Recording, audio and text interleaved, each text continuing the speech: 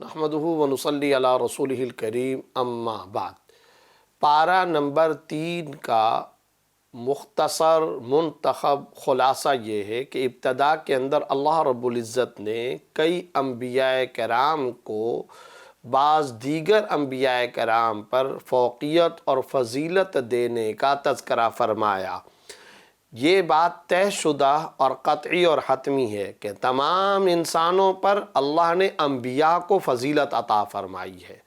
اور پھر تمام انبیاء پر امام الانبیاء رئیس الانبیاء حضرت محمد مصطفیٰ صلی اللہ علیہ وسلم کو فوقیت اور فضیلت عطا فرمائی ہے، جیسا کہ بیت المقدس کے اندر امامت کے معاملے سے واضح ہو چکا، اور بھی کئی آیات سے اور ختم نبوت کے عقیدے سے بھی یہ بات واضح ہے۔ یہ جو انبیاء کرام ہیں، ان میں سے بعض کو بعض دیگر پر فضیلت اور فوقیت حاصل ہے، کیونکہ بعض نبی وہ ہیں جن سے اللہ نے ہم کلام ہونے کا جنہیں شرف عطا فرمایا ہے۔ یہ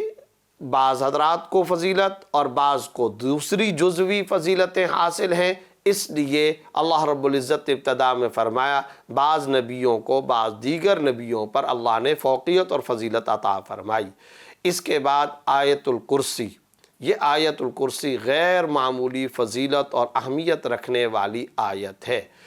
اور اس کے بے شمار فضائل بھی ہیں۔ حفاظت کے حوالے سے یہ بڑی غیر معمولی آیت ہے، اس کو بطور وظیفہ کے اختیار کرنا چاہیے، خود یاد کرنا چاہیے، والدین کو چاہیے کہ وہ اپنے بچوں کو یاد کروائیں اور گھروں کے اندر اس کا بطور خاص اہتمام کریں۔ اور یہ بات یاد رکھیں محترم ناظرین و سامعین، حفاظت اور آیت الکرسی یہ لازم و ملزوم ہے۔ آیت الکرسی کا حصار ہو جاتا ہے، اور جب آیت الکرسی پڑھی جاتی ہے تو انسان خود اللہ کی حفاظت کے اندر آ جاتا ہے، اور اس میں اللہ رب العزت کی غیر معمولی صفات بیان کی گئی، جس میں ایک صفت الحی القیوم ہے، اور الحی القیوم کے بارے میں کئی حضرات مفسرین، محدثین اور فقہاء اور علماء کا کہنا یہ ہے کہ یہ اللہ کے اسم اعظم ہیں، اور اسم اعظم کے بارے میں صحیح احادیث کے اندر یہ بات موجود ہے کہ اسم اعظم کے ذریعے سے جو دعا اللہ سے مانگی جاتی ہے وہ لازمی قبول ہوتی ہے۔ تو الحی القیوم کی صفات اسی آیت الکرسی کے اندر اللہ رب العزت نے ذکر فرمائی، لہٰذا اس کی غیر معمولی فضیلتوں کی بنیاد پر اسے ضرور یاد کرنا چاہیے اور اپنے بچوں کو بھی یاد کرانا چاہیے۔ اس کے بعد نمرود سے حضرت ابراہیم علیہ السلام کے مناظرے کا تذکرہ ہے۔ ظاہر ہے کہ حضرت ابراہیم علیہ السلام تو خاص طور پر تمام انبیاء اور بطور خاص حضرت ابراہیم علیہ السلام توحید کے سب سے بڑے داعی اور مبلغ تھے، ترجمان تھے، تو توحید کی طرف دعوت دیا کرتے تھے۔ ایسے میں نمرود سے مناظرہ ہوا، حضرت ابراہیم علیہ السلام نے ارشاد فرمایا ربی الذی یحیی و یمیت، میرا رب تو وہ ہے جو زندگی عطا کرتا ہے، جو موت دیتا ہے۔ اس پر نمرود نے کہا یہ کام تو میں بھی کر سکتا ہوں، انا احیی و امیت، میں بھی زندہ کر سکتا ہوں، میں بھی مار سکتا ہوں۔ چنانچہ قید خانے میں سے کسی کو جس کو سزائے موت دینا تھا اس کو آزاد کر دیا، دیکھو میں نے اس کو زندگی دے دی، اور جس کو نہیں مارنا مقصود تھا اس کو موت کی سزا دے دی، اور یہ بتا دیا دیکھو میں بھی زندہ کر رہا ہوں، میں بھی موت دے رہا ہوں۔ حالانکہ یہ کٹ حجتی کے سوا کچھ نہیں، اس لیے کہ یہاں پر جو بات ہو رہی تھی، جو مناظرہ ہو رہا تھا، وہ زندگی اور موت کی پیدائش اور تخلیق سے متعلق، کہ زندگی پیدا کون کرتا ہے، موت پیدا کون کرتا ہے، زندگی اور موت کے اسباب سے متعلق بات نہیں ہو رہی تھی۔ مگر حضرت ابراہیم علیہ السلام نے سوچا کہ یہ صرف اور صرف بحث مباحثہ کٹ حجتی پر اترا ہوا ہے۔ اب حضرت ابراہیم علیہ السلام نے توحید پر ایک اور دلیل دی، وہ یہ میرا رب تو وہ ہے جو مشرق سے سورج کو لاتا ہے، طلوع کرتا ہے، اور اگر تمہارے اندر طاقت ہے فاتی بہا من المغرب، تو تم مغرب سے سورج کو طلوع کر کے دکھا دو، فَبُہِتَ الَّذِي کفر۔ اب اس کے بعد اس کے پاس کسی قسم کا کوئی جواب نہ تھا۔ اس طرح یہ اس مناظرے سے اور توحید کی اس دعوت کے اندر اپنا مقابلہ کرنے سے ہار گیا۔ اس کے بعد اللہ رب العزت نے او کالذی مر علی قریہ الآیہ کے اندر بظاہر کسی صاحب کا، اور بعض حضرات مفسرین کرام کے قول کے مطابق حضرت عزیر علیہ السلام کا واقعہ ذکر فرمایا کہ انہوں نے سوال کیا تھا کہ اللہ رب العزت مرنے کے بعد بندے کو کیسے زندہ فرماتے ہیں؟ چنانچہ اللہ رب العزت نے 100 سال تک موت عطا کرنے کے بعد زندگی عطا کر دی،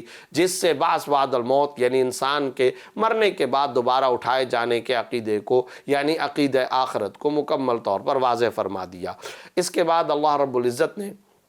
مثل الذین ينفقون اموالهم فی سبیل اللہ الآیہ کے ماتحت اللہ کے راستے میں اپنا مال خرچ کرنے کی غیر معمولی فضیلت اور تاکید بیان فرمائی، اور پھر مثال دیتے ہوئے یہ ارشاد فرمایا کہ دیکھو ایک کسان، ایک فارمر ہوتا ہے، وہ ایک دانہ زمین کے اندر ڈالتا ہے، اس دانے میں 7 بالیاں اگتی ہیں، پھر ہر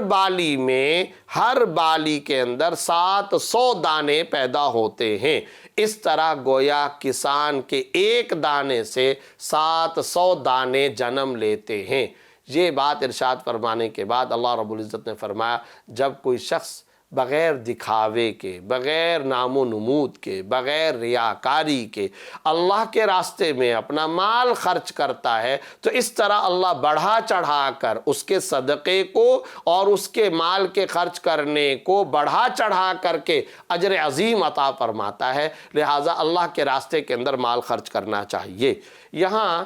ایک نقطہ بطور خاص ہم سب کو سمجھنا چاہیے، پورے قرآن میں انفاق کا تذکرہ آپ کو ملے گا، مال جمع کرنے کا تذکرہ نہیں ملے گا۔ جا بجا آپ غور کر لیجئے، مطالعہ کر لیجئے قرآن کریم کا اور ان کی مختلف آیات کا، جا بجا آپ کو یہ بات ملے گی مال خرچ کرو، اللہ کے راستے میں خرچ کرو۔ ہاں 2 چیزیں ضرور ہونی چاہیے، نیت خالص اللہ کی رضا اور خوشنودی ہونی چاہیے، اللہ کو راضی کرنے کی نیت ہو، اور ساتھ ہی ساتھ جائز اور اللہ کے راستے میں مال کو خرچ کرو، اسراف نہ ہو، فضول خرچی نہ ہو، ذاتی ضروریات ضرور پوری کرو، اچھے طریقے سے پورا کرو، اسے اللہ نے منع نہیں کیا، لیکن اصل بات یہ ہے غریبوں پر، فقراء پر، مساکین پر، مساجد کی تعمیر پر، اللہ کے کلام پاک کی نشر و اشاعت پر، اسی طرح عام دکھی، مریض، غریب، مظلوم انسانیت پر مال کو خرچ کرو، اپنے غریب مسلمان بہن بھائیوں پر مال کو خرچ کرو۔ اسے انفاق فی سبیل اللہ کہا گیا، اس کی غیر معمولی فضیلتیں، چنانچہ جیسا کہ میں نے ذکر کیا پورے قرآن میں مال خرچ کرنے کا تذکرہ ہے، اور پھر ساتھ ہی ساتھ ایک اور عجیب بات، مال جتنا خرچ کرو گے اتنا زیادہ مال آئے گا۔ یہ اللہ کا عجیب نظام ہے، چاہے یہ میرے دماغ میں بات آئے یا نہ آئے، یہ ہماری ایڈکٹ، یہ کسی کو سمجھ میں آئے یا نہ آئے، لیکن اصل بات یہ ہے کہ مال خرچ کیا جاتا ہے تو اس کے نتیجے میں اللہ رب العزت مال کی نشو و نما فرماتے ہیں، صدقے کو بڑھاتے ہیں، رزق میں اضافہ کرتے ہیں، مال میں کشادگی اور فراوانی پیدا ہوتی ہے۔ چنانچہ اگر آپ غور کریں سورہ بقرہ آیت نمبر 267 کے اندر، یا ایھا الذین آمنوا انفقوا من طیبات ما کسبتم، جو تم پاکیزہ حلال مال کماتے ہو اس میں سے خرچ کرو۔ سورہ بقرہ کی آیت نمبر 3 کے اندر ایمان والوں کی نشانی بیان کرتے ہوئے کیا فرمایا؟ وَمِمَّا رَزَقْنَاهُمْ يُنْفِقُونَ، یقیمون الصلاۃ، نماز قائم کرتے ہیں، زکوٰۃ ادا کرتے ہیں، اور جو کچھ ہم نے دیا ہے اس سے وہ اللہ کے راستے کے اندر خرچ کرتے ہیں۔ اسی طریقے سے اگر آپ دیکھیں 254 نمبر آیت کے اندر، اسی تیسرے پارے کے اندر سورہ بقرہ میں، یا ایھا الذین آمنوا انفقوا مما رزقناکم من قبل، یہاں الآیہ کے اندر بھی اللہ رب العزت یہ ارشاد فرما رہے ہیں اس دن کے آنے سے پہلے ہمارے دیے ہوئے رزق میں سے خرچ کر لو، جس دن کوئی خرید و فروخت نہیں ہوگی، کوئی دوستی کام نہیں آئے گی، جس دن کوئی سفارش کام نہیں آئے گی، یعنی قیامت کا دن آنے سے پہلے مال خرچ کر کے اس مال کو ذخیرے کے طور پر سٹاک کر لو، جمع کر لو۔ تو جگہ جگہ پر یہی تذکرہ آپ کو بار بار نظر آئے گا۔ اسی طریقے سے اگر آپ دیکھیں سورہ توبہ آیت نمبر 34 میں، والذین یکنزون الذھب والفضہ ولا ينفقونها فی سبیل سبیل اللہ فبشرهم بعذاب الیم، وہ لوگ کہ جو سونے اور چاندی کو جمع کرتے ہیں، مال کو جمع کرتے ہیں اور خدا کے راستے میں خرچ نہیں کرتے، ان کو دردناک عذاب کی خبر دے دیجئے۔ یعنی جو زکوٰۃ تک ادا نہیں کرتے، جو بنیادی فریضہ زکوٰۃ تک بھی ادا نہ کریں تو ظاہر ہے کہ دردناک عذاب ہوگا۔ تو ان تمام آیات کے اندر سے خلاصے کے طور پر کیا بات سمجھ میں آ رہی ہے؟ خدا کی راہ میں مال خرچ کیا جائے،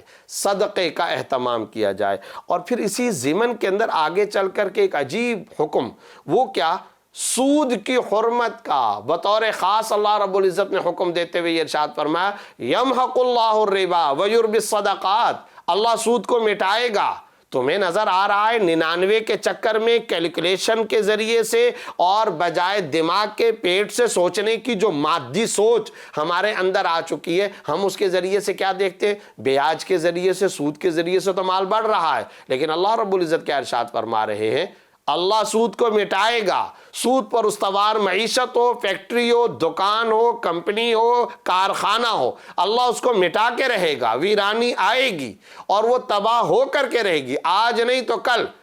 اللہ رب العزت سود کو مٹائے گا۔ ہاں، صدقے کو اللہ تعالیٰ بڑھاتے ہیں۔ پھر سود کی حرمت پر مزید سختی کرتے ہوئے یہ بات ارشاد فرمائی فَإِن لَمْ تَفْعَلُوا فَأْذَنُوا بِحَرْبٍ مِّنَ اللَّهِ وَرَسُولِهِ۔ یاد رکھیے محترم ناظرین و سامعین، اسلام میں 2 گناہ ایسے ہیں جن کے بارے میں یہ لب و لہجہ آیا ہے، یہ وعید آئی ہے، جو شخص یہ 2 گناہ کرے گا وہ اللہ اور اس کے رسول سے اعلان جنگ۔ ایک تو اللہ والے کو، اولیاء کرام کو تکلیف پہنچانا، من آذى لی ولیا فقد آذنتہ بالحرب، حدیث کے اندر آتا ہے۔ صرف اس وجہ سے کسی اللہ والے کو تکلیف پہنچانا کہ یہ اللہ والا ہے، یہ اللہ کے دین کا کام کرتا ہے، اور اللہ کے دین سے دشمنی اور بغض کی وجہ سے اگر آپ اس کے ساتھ بغض اور کینے کا معاملہ کرتے ہیں تو یہاں پر بھی یاد رکھیں اللہ اور اس کے رسول کے ساتھ اعلان جنگ ہے۔ اور دوسرا گناہ وہ ہے سود کا۔ سود خوری اتنا سخت ترین گناہ ہے کہ اللہ اور اس کے رسول کے ساتھ جنگ۔ اور پھر یاد رکھیں اگر کوئی انسان اللہ کے ساتھ جنگ کا ارتکاب کرتا ہو